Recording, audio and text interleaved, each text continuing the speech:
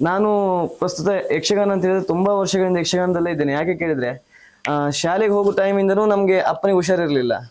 ಅಪ್ಪನಿಗೆ ಹುಷಾರಿಲ್ಲದ ಸಂದರ್ಭ ನಮ್ಮ ಮನೆ ಖರ್ಚನ್ನು ನಾನೇ ನಿರ್ವಹಿಸಬೇಕಾದ ಕಾರಣ, ನನ್ನ ಶಾಲೆ ಕಾಲೇಜ್ ಖರ್ಚುಗಳನ್ನು ನಾನೇ ನೋಡ್ಕೊಳ್ಬೇಕಾದ ಕಾರಣ ನಾನು 7ನೇ ಕ್ಲಾಸಿಗೆ ಹೋಗೋದ್ರಿಂದನೂ ಕೆಲಸಕ್ಕೆ ಹೋಗ್ತಾ ಇದ್ದೆ. ನಂತರ 8ನೇ ಕ್ಲಾಸಿಂದ ನನಗೆ ಯಕ್ಷಗಾನಕ್ಕೊಂದು ಅವಕಾಶ ಸಿಕ್ತು. ಯಕ್ಷಗಾನದ ಹುಚ್ಚು ತುಂಬಾ ಇದ್ದ ಕಾರಣ ಯಕ್ಷಗಾನಕ್ಕೆ ಹೋಗಿ ವೇಷ ಮಾಡ್ಬೇಕೆನ್ನೋ ಹಾಗೆ ಹೋಗಿ ಮೇಳಕ್ಕೆ ಸೇರಿಕೊಂಡೆ. ನಂತರ ಅದರಲ್ಲಿ ಮುಂದುವರಿಸಿ SLC ವರೆಗೂ ಓದಿದೆ. SLC ದುರ್ಗಾ ಪರಮೇಶ್ವರಿ ದೇವಸ್ಥಾನದ ಪ್ರೌಢಶಾಲೆಯಲ್ಲಿ ಓದಿದ್ದು. ಅಲ್ಲಿ ಒಳ್ಳೆ ನನಗೆ 70% ಮಾರ್ಕ್ 75% ಮಾರ್ಕ್ ಬಂದಿದೆ. ನಂತರ PUCಗೆ ಹೋಗ್ತಾ ಹೋಗ್ತಾ ಯಕ್ಷಗಾನಕ್ಕೆ ಹೋದೆ. ಡಿಗ್ರಿ ಕೂಡ ಹಾಗೆ ಕಂಪ್ಲೀಟ್ ಮಾಡಿದೆ ಯಕ್ಷಗಾನದಲ್ಲಿ. ನಂತರ ಈಗ ಪೂರ್ಣವಾಗಿ ಯಕ್ಷಗಾನದಲ್ಲೇ ಇದ್ದೇನೆ. ಹವ್ಯಾಸಿಯಿಂದ ಪೂರ್ಣವಾಗಿ ಯಕ್ಷಗಾನದಲ್ಲೇ ಇದ್ದೇನೆ. ಯಕ್ಷಗಾನ ಕಲಾವಿದರಿಗೆ ತುಂಬಾ ಕಷ್ಟ ನೋಡ್ಲಿಕ್ಕೆ. ಯಕ್ಷಗಾನ ರಂಗಸ್ಥಳ ಮಾತ್ರ ಅವ್ರು ರಾಜರಾಗಿರ್ತಾರೆ, ಸಂತೋಷದಿಂದ ಇರ್ತಾರೆ, ಇನ್ನೊಬ್ರು ನಗುವನ್ನ ನಗಿಸ್ತಾ ಇರ್ತಾರೆ. ಆದ್ರೆ ಅವರಿಗಿರುವಂತಹ ಕಷ್ಟಗಳನ್ನು ಯಾರು ಕೇಳುವವರು ಇರುವುದಿಲ್ಲ. ಅವರೇ ನೆರವಾಗಿರ್ತಾರೆ. ಆ ಸಂದರ್ಭದಲ್ಲಿ ನಮ್ಮ ಮನೆ ತುಂಬಾ ದುರಸ್ತಿಯಿಂದ ಇತ್ತು. ಯಾರು ಕೂಡ ನಮ್ಮ ಮನೆಗೆ ಬರ್ಲಿಕ್ಕೆ ಸ್ವಲ್ಪ ಹಿಂಜರಿತಾ ಇದ್ರು. ನೋಡುವಾಗ ಮನೆ ಹಾಗೆ ಉಂಟು ಅನ್ನೋ ಹಾಗೆ. ಬಂದ್ರು ಮನೆ ಒಳಗೆ ಉಳಿಯುವುದಿಲ್ಲ ಇತ್ತು. ಬಂದು ಹೋಗುದು ಕೂಡಲೇ ಹೊರಗೆ ಹೋಗ್ತಾ ಇದ್ರು. ಏನ್ ಮಾಡ್ಲಿಕ್ಕಿಲ್ಲ, ನಮ್ಗೆ ಕಷ್ಟ ಉಂಟು. ನಮ್ಗೆ ಒಂದು ಹೊತ್ತಿನ ಊಟಕ್ಕೆ ಕಷ್ಟ ಆದ ಸಂದರ್ಭ ನಾವು ಮನೆಗೆ ಸರಿ ಮಾಡ್ಕೊಳ್ಲಿಕ್ಕೆ ಕಷ್ಟ ಆಗ್ತದೆ. ಹಾಗೆ ಇರುವಾಗ ನನಗೊಬ್ಬ ಯಕ್ಷಗಾನ ಕಲಾವಿದರಿಂದ ಹೀಗೆ ವಿಷಯ ಸಿಕ್ಕಿತು. ಯಕ್ಷಗಾನ ಕಲಾರಂಗವು ವಿದ್ಯಾರ್ಥಿಗಳಿಗೆ ಮತ್ತೆ ಕಲಾವಿದರಿಗೂ ಅಸಹಾಯಕ ಇದ್ದಲ್ಲಿ ಕಲಾವಿದರಿಗೆ ಮನೆ ಕಟ್ಟಿಸಿ ಕೊಡ್ತಾರೆ, ನೀವು ಸ್ವಲ್ಪ ಮಾತಾಡಿ ನೋಡಿ ಅಂತ. ನನಗೆ ಅವ್ರು ಹೇಳಿದಾಗ ಸಂತೋಷ ಆಯ್ತು. ಆದ್ರೆ ಏನ್ ಮಾಡುದು, ಅಲ್ಲಿ ಯಾರು ನನಗೆ ಗುರ್ತಾನೆ ಇಲ್ಲ, ಯಾರು ಪರಿಚಯನೂ ಇಲ್ಲ. ಕಲಾರಂಗಕ್ಕೆ ಹಾಗಂತ ನಾನು ಮೆಂಬರ್ ಆಗಿದ್ದೆ ಆ ಟೈಮಲ್ಲಿ ಮೆಂಬರ್ ಆದ್ರೂ ಕೂಡ ನನಗೆ ಮುರಳಿ ಸರ್ದಾಗ್ಲಿ ಸರ್ದಾಗ್ಲಿ ಯಾರ್ದು ಗುರ್ತಾಗ್ಲಿಲ್ಲ, ಪರಿಚಯ ಇರ್ಲಿಲ್ಲ.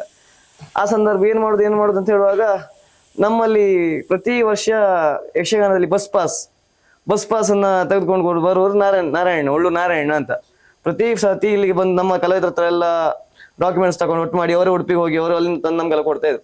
ಅವ್ರ ಹತ್ರ ಮಾತಾಡಿದೆ, ನನ್ಗೊಂದು ಸ್ವಲ್ಪ ಅವ್ರ ಹತ್ರ ಮಾತಾಡಿಸಿ ಮನೆ ಸಿಗ್ತದೆ ಅಂತಲ್ಲ, ಸ್ವಲ್ಪ ನೋಡಿ ವಿಚಾರಿಸಿ ನೋಡಿ ಅಂತ.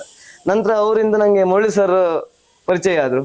ಮುರಳಿ ಸರಿಗೆ ವಿಚಾರ ತಿಳಿಸಿದ ನಂತರ ಅವರು ಮನೆ ಭೇಟಿ ಮಾಡಿ ನೋಡಿಪ್ಪ, ನಾನು ಇರ್ಲಿಲ್ಲ ಅವ್ರು ಬರುವಾಗ, ನಾನು ಹೊರಗಡೆ ಆಟಕ್ಕೆ ಹೋಗ್ತಾ ಇದ್ದೆ. ಅವರಾಗಿ ಬಂದು ನಮ್ಮ ಮನೆಯೆಲ್ಲ ಭೇಟಿ ಮಾಡಿ ವಿಚಾರಿಸಿ ಅಮ್ಮನೇ ಹೇಳಿದ್ರಂತೆ, ನೀವು ಟೆನ್ಷನ್ ಮಾಡ್ಕೋಬೇಡಿ, ಇದಕ್ಕೆ ನಾನು ಮನೆ ಕಟ್ಟಿಸಿ ಕೊಡೋದಕ್ಕೆ ವ್ಯವಸ್ಥೆ ಮಾಡಿಸ್ತೇನೆ ನಾನು ಅಂತ. ಮತ್ತೆ ಹೇಳಿದ್ರು, ಇಲ್ಲಿ ಇರಬೇಡಿ ನೀವು ಈ ಮನೆಯಲ್ಲಿ, ಈ ಮನೆ ಇನ್ನೇನು. ನಮ್ಮ ಮನೆ ಹಾಗೆ ಸಿಮೆಂಟ್ ಎಲ್ಲ ಬಿದ್ದೋಗಿ ಬರೀ ಗೋಡೆ ಇಟ್ಟಿಗೆ ಮಾತ್ರ ಇದ್ದಿತ್ತು. ಅದು ಬಿದ್ದು ಹೋಗುವ ಸಂದರ್ಭ ಇತ್ತು. ಅದಕ್ಕೆ ನಾವು ಮನೆ ಬಿಟ್ಟು ಹೊರಗಡೆ ಚಿಕ್ಕಮ್ಮನ ಮನೆ ದೊಡ್ಡಮ್ಮನ ಮನೆ ಇದ್ದಿದ್ದು ಕಮರ್ಶಿರಿಯಲ್ಲಿ. ನಂತರ ಇವ್ರು ಹೇಳಿದ ನಂತರ ಅವ್ರು ಹೇಳಿದ ತಕ್ಷಣವೇ ನಾವು ಮನೆ ಎಳೆದು ಮನೆ ಕಟ್ಲಿಕ್ಕೆ ಮತ್ತೆ ಪ್ರಾರಂಭ ಮಾಡಿದ್ದೇವೆ. ಆ ನಂತರ ಮನೆ ಕಟ್ಟರು. ಸಂತೋಷ ಏನ್ ಕೇಳಿದ್ರೆ ₹1 ಕೂಡ ಕೈಯಿಂದ ಹೋಗ್ಲಿಲ್ಲ. ಅದೇ ಸಂತೋಷ ನಮ್ಗೆ. ಎಲ್ಲವೂ ಕೂಡ ಕಲಾರಂಗ ನನಗೆ ಸಪೋರ್ಟ್ ಮಾಡಿ ಕಲಾರಂಗದಿಂದ ಮನೆ ಆದದ್ದು. ಆದ್ರೆ ಕಲಾರಂಗಕ್ಕೆ ಮನೆಗೆ ನಾನು ಆಯ್ಕೆಯಾದ ನಂತರ ನನಗೆ ಒಂದೊಂದೇ ಅವಕಾಶ ಕಲಾರಂಗದಿಂದ ಬರ್ಲಿಕ್ಕೆ ಪ್ರಾರಂಭ ಆಯ್ತು. ಮನೆಗೋಸ್ಕರವಾಗಿ ಅರ್ಜಿ ಹಾಕಿದ್ದು. ಮನೆಯಿಂದ ನಂತರ ಅವ್ರು ಮಾಡಿದಂತ 4 ದಿವಸ ಶಿಬಿರಕ್ಕೂ ಕೂಡ ನಾನು ಆಯ್ಕೆ ಆದೆ. ಅಲ್ಲಿ ಹೋಗುದು ಕಷ್ಟ ಅಂತ ಹೋದೆ. ಆದ್ರೆ ಅಲ್ಲಿ ಹೋದ್ಮೇಲೆ ಗೊತ್ತಾಯ್ತು, ಕಲಾರಂಗ ಯಾರನ್ನು ಹಿಂಸಿಸುವುದಿಲ್ಲ, ಅಲ್ಲಿ ಕಲಿಯೋದಕ್ಕೆ ತುಂಬಾ ಉಂಟು ಅಲ್ಲಿ ಹೋದಾಗ ಅಂತ. ಅದನ್ನ ಕಲ್ತ್ಕೊಂಡೆ. ನಂತರ ಅಲ್ಲಿಂದ ಯಕ್ಷಗಾನದ ಗುರುವಾಗಿ ಕೂಡ ಅದೇ ಶಿಬಿರದಲ್ಲಿ ನನಗೊಂದು ಅವಕಾಶ ಸಿಕ್ಕಿದ್ದು. ಅಲ್ಲಿಂದ ಯಕ್ಷಗಾನದ ಗುರು ಆದೆ. ಈಗ ನನಗೊಂದು ಮನೆಯನ್ನು ಕಟ್ಟಿಸಿಕೊಟ್ಟು ದೊಡ್ಡ ಈಗ ಆಡುವಂತಹ ಮಾತೆ ಉಂಟಲ್ಲ, ಮನೆ ಕಟ್ಟಿ ನೋಡ್ಬೇಕು, ಮದುವೆ ಆಗಿ ನೋಡ್ಬೇಕು ಅಂತ. ಅಂತಹ ಒಂದು ಸಮಸ್ಯೆ ನನ್ನಿಂದ ದೂರ ಆಗಿದೆ. ಮನೆ ಕಟ್ಟುವ ಸಮಸ್ಯೆ ನನ್ನ ಕಲಾರಂಗ ಕಟ್ಟಿಸಿಕೊಡೋ ತನ್ಮೂಲಕವಾಗಿ ಒಂದು ಸಮಸ್ಯೆ ದೂರ ಮಾಡಿದೆ. ಅದೊಂದು ಸಂತೋಷ ಉಂಟು. ಅಲ್ಲ, ಯಾಕೆ ಕೇಳಿದ್ರೆ ಹಣ ಕೊಡುದು ಅವರೇ ಆದ್ರೂ ಕೂಡ ಮನೆ ಕಟ್ಟಿಸುವಾಗ ತುಂಬಾ ಟೆನ್ಷನ್ಗಳಿರ್ತದೆ. ಅವ್ರು ಬರ್ಬೇಕು, ಕೆಲಸದವ್ರು ಬರ್ಬೇಕು, ಇವರು ಅಂತ. ಅದೆಲ್ಲ ಟೆನ್ಷನ್ಗಳನ್ನ ನಂಗೆ ಕಲಾರಂಗ ಸ್ವಲ್ಪ ಕಡಿಮೆ ಮಾಡಿ ಕಲಾರಂಗದಿಂದ ನನ್ನ ಮನೆ ಆದ್ರೆ ನಂಗೆ ಸಂತೋಷ ಉಂಟು. ಗಂಗಾಧರ್ ಸರ್ ಎಷ್ಟೊತ್ತಿಗೂ ಕಾಲ್ ಮಾಡಿ ಈ ವಿಷಯಗಳನ್ನ ತಿಳಿಸ್ತಾ ಕೇಳ್ತಾ ಇರ್ತರು, ನೀವು ಸ್ವಲ್ಪ ಜವಾಬ್ದಾರಿ ತಗೊಳ್ಬೇಕು. ಅಂದ್ರೆ ನನಗೆ ಒಂದು ಸ್ವಲ್ಪ ಟೈಮ್ ಅಂತ ಕೇಳಿದ್ರೆ ಈ ಮನೆ ಬಗ್ಗೆ ಗೊತ್ತಾಗುದಿಲ್ಲ. ಅಂದ್ರೆ ಮೇಸ್ತ್ರಿಗಳು ಬಂದದಾಗ್ಲಿ, ಲೆಕ್ಕಾಚಾರ ಅದೆಲ್ಲ ಸ್ವಲ್ಪ ಕಡಿಮೆ ನಂಗೆ. ಇವರು ಅಂದ್ರೆ ಇಂಜಿನಿಯರ್ ಕಾರಣ ಪ್ರತಿಯೊಂದು ಲೆಕ್ಕಾಚಾರ ಬೇಕು ಅವರಿಗೆ. ನನಗೆ ಅದೇ ಟೆನ್ಷನ್ ಆಗೋದು. ಅವ್ರು ಕೇಳುವಾಗ ನಂಗೆ ಲೆಕ್ಕಾಚಾರ ಇರುವುದಿಲ್ಲ. ಡೈಲಿ ಬಯಸ್ಕೊಳ್ತೀನಿ ನಾನು. ಹಾಗಲ್ಲ, ಅಂದ್ರೆ ಅವರು ಲೆಕ್ಕಾಚಾರ ಇಟ್ಕೊಳ್ಬೇಕು, ಪ್ರತಿಯೊಂದು ವಿಚಾರಗಳನ್ನ ಹೇಳುತ್ತೆ. ಆದ್ರೆ ತುಂಬಾ ನನ್ನ ಬಗ್ಗೆ ಕೇರ್ ತಕೊಂಡು, ತುಂಬಾ ಟೆನ್ಷನ್ ತಕೊಂಡು ನಮ್ಮ ಬಗ್ಗೆ ಮನೆ ಮಾಡಿ ಕೊಟ್ಟಿದ್ರು.